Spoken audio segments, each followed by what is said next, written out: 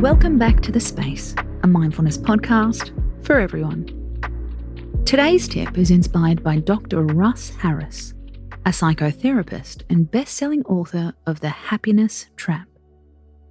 Dr. Harris is a pioneer of acceptance and commitment therapy.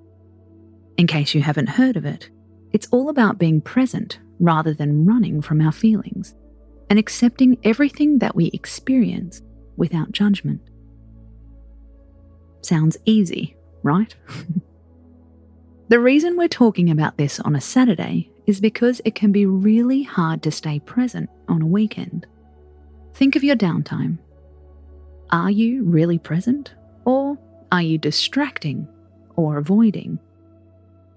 Even when you're in a pleasant place, hanging with friends or watching your kids play, how long before old stories start to creep in?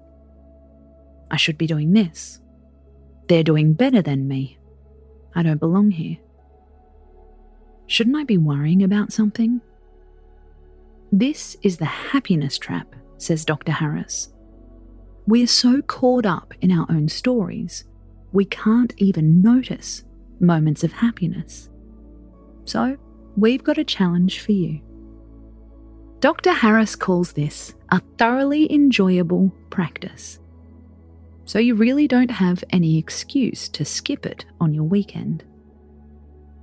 Do this practice with at least 1 or 2 pleasant activities a day, he says. Make sure it's a value-driven activity, not an avoidant-driven activity. What does this mean?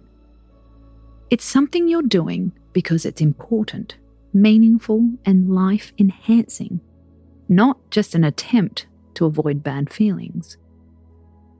The activity doesn't have to be anything mind-blowing. It can be something as simple as eating lunch, throwing a ball for your dog, or sitting in the sunshine. As you do it, pretend this is the first time you've ever done it before.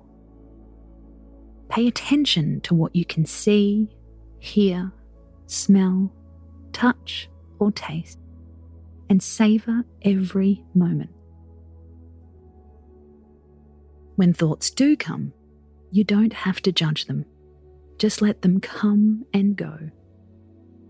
We're human, so our attention will get distracted by a worry or a story. But this is part of the game. Seeing how long you can prolong being present. We should mention Dr. Harris also recommends being just as present with our chores as we are with the things we care about. We'll leave that lesson for another time. It is the weekend after all. Space out.